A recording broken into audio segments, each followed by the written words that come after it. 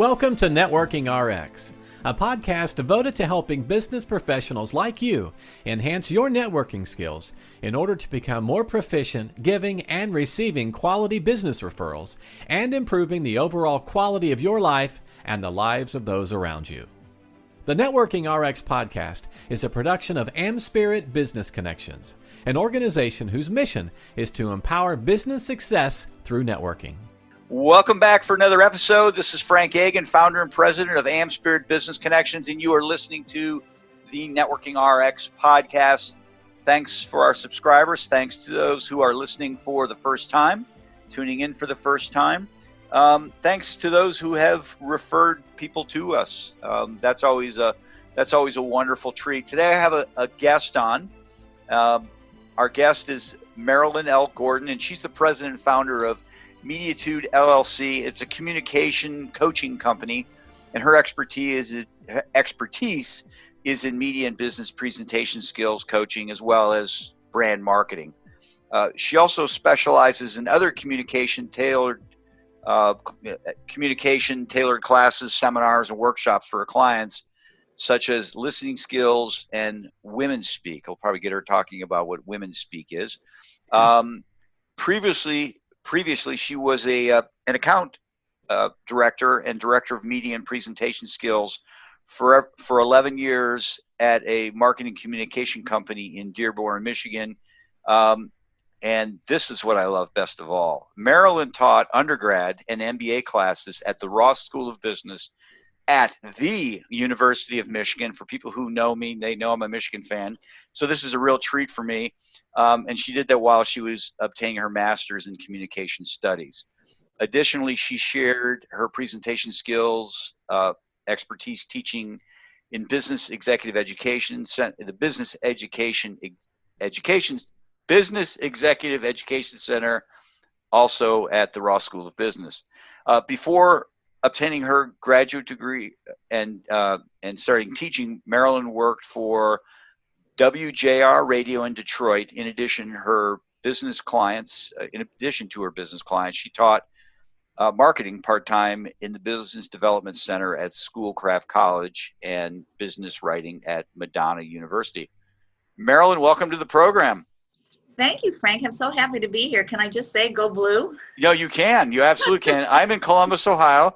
You're up near that great. You're in that great state of Michigan. For those who don't know, I grew up in Michigan, and I came to Ohio State to go to law school, and never developed an allegiance towards Ohio State. So I am a Michigan fan, and again, this is a real treat. We're glad to have you. This is a wonderful kickoff to this whole program because we're going to be talking about listening and hearing, and I wanted to relate to you a story that I heard. Obviously, I'm down in Columbus, Ohio, and I'm not a huge Buckeye fan. I have lots of friends who are Buckeye fans. I'm married to a Buckeye fan. But years ago, not so many years ago, Jim Tressel was coaching, and he had a running back by the name of Maurice Clarett. And it was the year they won the national championship, actually. Maurice was a freshman, and Maurice was a very colorful, very good running back, very colorful character, as just, being in the media and whatnot. And he did so well, everybody wanted to talk to him. But the media noticed that he was always kind of standing behind Tressel and kind of barking in his ear. And they asked him, he said, what are you saying to Coach Tressel? What are you saying to Coach Tressel? Well, I'm telling him what kind of plays to run. You got to be doing this, you got to be doing that. Do you think do you think he takes your advice? And he said, you know what? He hears me. He just doesn't listen. And I think that's such a great story as a jumping off point to your whole expertise on the difference between hearing and listening. So I'm going to let you take it from there, and then I'm going to start firing some questions at you. Please do. Well, first of all, I'm just so happy to be here as your guest. So thank you so much for having me, Frank. Yes, and a smart young man to know the difference between listening and hearing. Listening is such an important part of communication, and yet it is the least taught communication skill in business communication. So a recent study found that 90% of people are poor listeners. and less than 5% of the population has ever had any training. So in business, and we're going to talk about business situations of listening and also general communication listening. Your product and service can be so much more successful if you listen to your clients and customers. And this is what we don't do. And through practice, you can become an engaging listener and draw out information. And that's one of the most important things about having good listening skills, is drawing out a person when you're speaking to them, so you know what their main thoughts and ideas are. And I know you as a host have those listening skills ingrained in you already, because you have to be so focused on listening to the person that you're talking to. And I will tell you, it's not easy, because there's, as a podcaster, you're focused on lots of little things around you as well. So it's taxing. And you're listening, you're forced to listen because you're not showing a video as well. Right. And so are people who listen to podcasts. So hopefully they're going to learn something today too. But what happens is, if you practice some of the things that we're going to talk about today, you can become an engaging listener and draw out this information that you want from whoever you're talking to, your families, your colleagues, your friends, you're in business. And you will also learn as you do this that hearing someone is not necessarily listening to them. So let me give you a couple examples. The first is, we hear what we want to hear. So, not really what the person is trying to tell us. And one of the good examples is, when all of us were little, there's the game called telephone, and it's even popular with kids today. And those of you in the audience, if you remember this, remember when the first person whispered into the second person's ear in the circle? That wasn't what the last person in the circle necessarily stated out loud to the group, was it? It was shockingly different. Very different. It was shockingly different. And so in that respect, we're hearing, we're not listening. So I like to start my listening seminar, class, or talk today with just a great quote. See if you know who this quote is from. People talking without speaking, people hearing without listening. People talking without speaking. People hearing without listening. Simon and Garfunkel, The Sounds of Silence. And unfortunately, it hasn't changed much since they recorded this in the mid-1960s. Yeah, but we're human. I don't know that anything of this would change, right? I mean, exactly. Yeah. Exactly. It's still the same. People hear, they don't listen. So James Cash Penney, the founder of Pennies, and I like to throw in some quotes here when I talk about listening, said the art of effective listening is essential to clear communication, and clear communication is necessary to management success. But what about Penny's current business situation? It's really a lesson in hearing versus listening. Penny's was one of the first stores to advertise early bird coupons. And if you remember what those were, that was shopping before noon and getting discounted prices. Well, when their new CEO came into town, he tried to enforce special prices all day, which, believe it or not, sometimes were even lower than the early bird coupons. But the audience, the customers at Penny's, hated losing their coupons. They wanted their coupons, and he eventually had to go back to them, which showed that he heard his audience, but he never really listened to them. So right. I'm not sure they ever recovered from that, the revenue and financially from doing that. Mm-hmm. Here's another example. Say you're sitting in your office or somewhere, and you hear a truck on the road. But did you really listen to the truck? Did it honk its horn? Was it rumbling along its way? Was it backing up using the backup beeps? Were the brakes squeaking when it slowed down or came to a stop? What about gear shifting? That's when you are listening, when you are locked in and extremely focused on what you are hearing. A perfect example of this, and you might jump into this, but it's the reticular activation system, when you hear a word for the first time, all of a sudden you hear it all the time. That's a perfect example of we're not listening. We're hearing but not listening, right? Because the word's out there. Absolutely. We're not taking it in. Absolutely. Same thing if we hear a song and we're humming that song. We didn't really listen to the words. We just heard it and we're using it all the time. Right.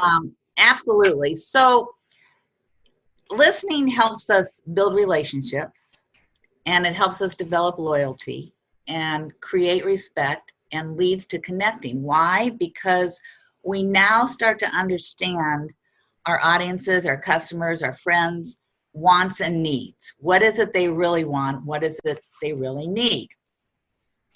There's a marketing expert, an author called Paul Pearsall. I don't know if you're familiar with any of his books, but Paul came up with this idea, and I really like it a lot. It's called Extra Business Perception, or EBP. So what is that? And what is it? What does it entail? And it's mainly, he says you need it to draw people out, and everybody can have their own. So what does it include? Will it be verbal with the kind of questions you ask? Will it be nonverbal with how interested you look when having a conversation? Will it be a little bit of both? And we're going to talk about these shortly. But whatever it is, and what you communicate will dictate how well you listen. So I'm interested if, you probably think about that too, because you're thinking about, now what do I want to find out from Marilyn for today? And you have to have a way of drawing those out, like with your examples earlier. Most of us think communication is talking, and boy, do we talk. We interrupt, we judge, we analyze, we threaten, we diverse, but successful communication is also listening. And unfortunately, it's something that we all too often take for granted. So Shel Horowitz, who's also a great author, he wrote this quote that I'm going to read that I just think is perfect in describing this. The funny thing about listening skills is when you listen more than you talk, people say what a great conversationalist, because you're listening. And in sales and marketing, listening is crucially important. If you try to shove a canned pitch, and in my business, a lot of people do, down a prospective client's throat, right, you're pegged as a pushy marketing salesperson. Right. But try this. Have you ever not said anything other than clarifying the questions until you know what that prospective customer's wants and needs are? You will effortlessly allow the prospect to drive the conversation toward a sale, because you have listened and not just heard what they're saying. Now, there's two types of listening habits, and both of them are important. The first one is empathic listening. Empathic, from the word empathy, word empathy. The second one is critical listening, and they are both important. Empathic listening, we all do without knowing that's really what it's called, but because it comes from that word empathy. It usually takes place in a setting. Sometimes they call it a therapeutic setting, but it doesn't mean you're in therapy. It just means you're in a setting where you feel comfortable listening. It puts you in the place of another. Somebody is talking to you. You see ideas from another's perspective, and it helps you to understand his or her feelings and attitudes. So in this kind of therapeutic listening, you act as a sounding board as the other person talks through a problem. Well, we've all done that many, many times. That's empathic listening, and it is a type of listening. Here's some examples. Sometimes, though, empathic listening takes place in a larger audience. A star athlete apologizes for unprofessional behavior, and we're all like, we hear that a lot. We're empathetic. Right. Or a televangelist confesses on nationwide TV to moral failure. Or a peer asks friends for help with a personal problem. And so empathic listening is really important when building new relationships with anybody, because you gain that person's or group's trust and confidence because they know that you're empathetic with them. Right. So that's empathic listening. And you probably do both of these listenings when you are, because I was thinking about it, when you host. And you can tell me, but I believe that you do. Critical listening, though, is the type of listening we really need to work on and the behavior we're most concerned with in business and other important settings. So when you listen empathically, you're listening to a result of what is said. You're kind of waiting for that person to tell you everything, and then you comment on it if they ask you to. Right. Critical listening is you listen directly to the message itself as it's being communicated. So sometimes it's easier to explain and understand critical listening if we focus first on what it isn't. So it is not passive listening, which is something like in my other room, I'll have the stereo on and I always have, or white noise. I always have some kind of white noise, but I'm still focused on my content and it doesn't bother me at all. I remember when I was a student, undergrad and both grad, I always was listening to music even when I was studying because it just did something to me or blocked out noise. Right. But I was still tuned into what I was doing. Second, critical listening is not negative listening. So we don't necessarily criticize it. It's listening in order to retain the option of critique. So in critical listening, it insists that we as listeners become fully and totally engaged with the message, not just so we comprehend it, but so we can interpret it, judge its strengths and weaknesses, and determine its worth. Let me give you some examples. I know this. You practice this kind of listening when you evaluate your customers' and clients' objectives and ideas. A friend or family member is providing you feedback. You're listening really critically because you're concentrating on what they have to say. A political candidate discusses his platform. We're hearing a lot of that now. Yep. Or maybe you're having a meeting with your financial advisor and he or she proposes two important but different options. So you're tuned in. I think the important point to remember when you're listening critically is you listen and evaluate.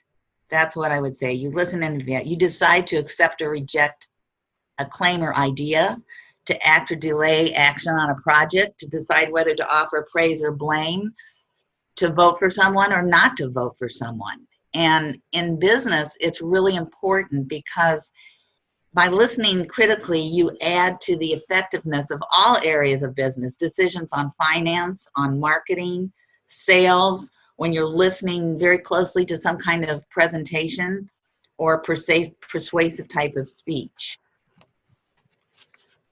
I think you do both, because probably when you have, and tell me probably when you have guests sometimes that are sharing somewhat of a sad story or something, you're empathetic with them and right. You're going to comment. But then there's other times when you have someone maybe like myself that's giving some information that is new to everybody, and I can tell by your facial expressions and everything, which is a good lead in order to be a good listener, you also have to pay attention verbally and non-verbally. And This is one of my favorite areas of teaching anyway, is verbal and non-verbal communication. So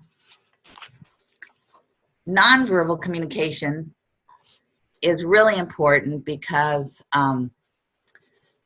85%, and some studies have said 93% of communication is nonverbal. So when you're listening to someone, think about this. Does your posture show it? Is your back turned? Are you leaning back or leaning forward? Leaning back and crossing your arms many times is a sign of not interested.